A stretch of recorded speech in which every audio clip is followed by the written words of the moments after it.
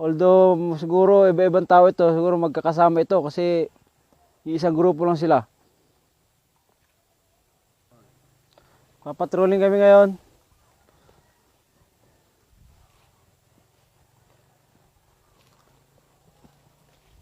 Nag-halt yung tracker number 1.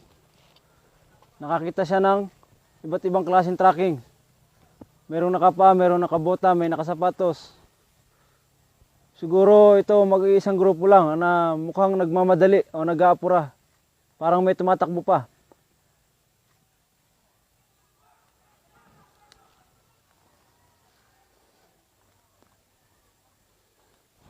Okay, mob.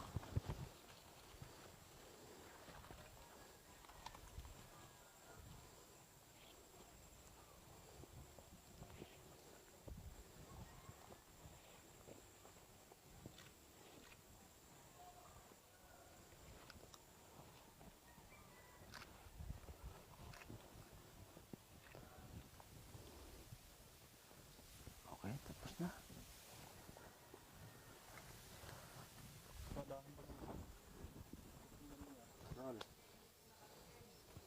Okay, diretso lang. Bilis naman ang lakad.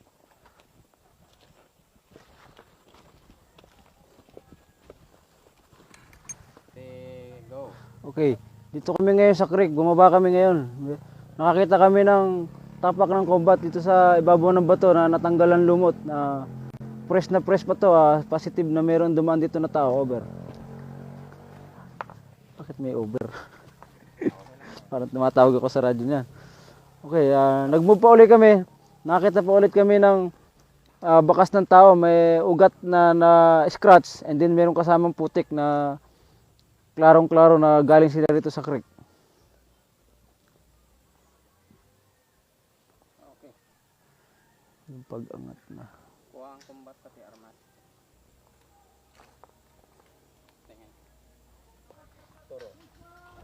Yan.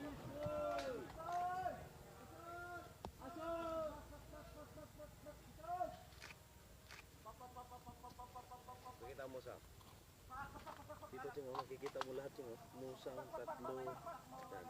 Pati yung mukha ng kinakabitan ng musang. Smile naman dyan.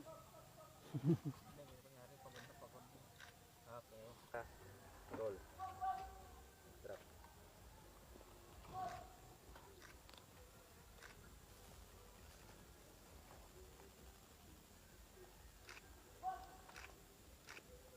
Ang tinuturo niya ngayon ay tinatawag na narration. Ang itinuturo niya ngayon ay mud smeared on the stone. Ibig sabihin, galing na sa lupa na combat, tumapak sa bato. Kaya nakapag-iwan siya ng sign na ibig sabihin na meron dumaan dito over. No, bakit nasanay ako sa radyo? Roll. Tinuturo naman niya ngayon ay yung tapak na dead twigs na sinatawag na baling sanga na patay na kahoy.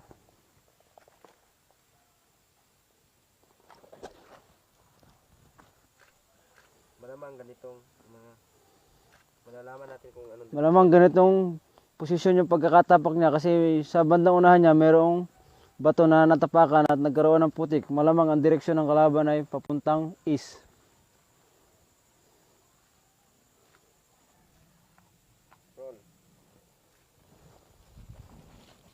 roll. Halt. Okay, tinuturo naman ngayon ay yung sinasabing breaking twigs live.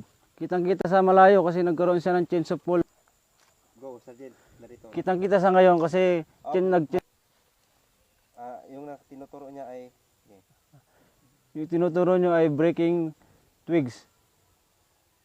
Kitang-kita sa malayo kasi nag-change of color, yung pagkabali niya at saka yung pagkabaligtad ng mga dahon. okay, dagdagan mo, Sergeant. Malamang ito ay bago pa o matagal na. Malalaman mo rin kung gaano katagal. Malamang ito ay bago pa kasi nagkakaroon pa siya ng latex o dagta. Mga 1 hour to 3 hours pa lang nakakalipas.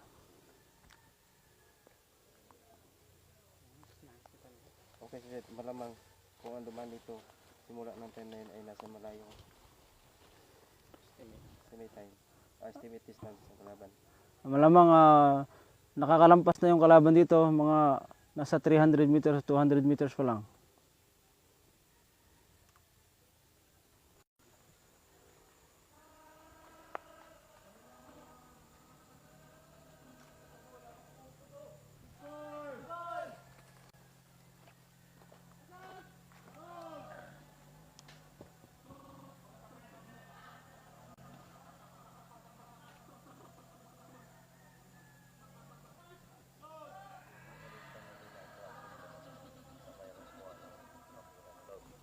Buburahin niya naman yung bakas nila.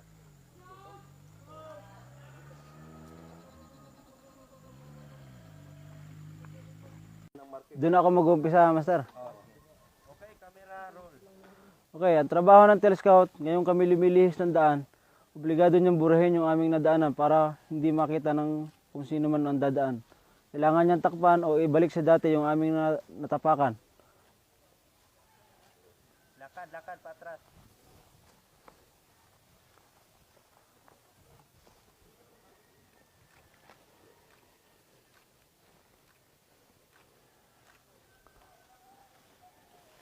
Kung hindi na maibalik sa dati yung aming natapakan, pwedeng lagyan ng takip. Pwedeng lagyan ng mga dahon-dahon Pa rin sa halapan. o mga sanga-sanga para hindi masyadong mapansin na dito sa area nito ay meron dumaan.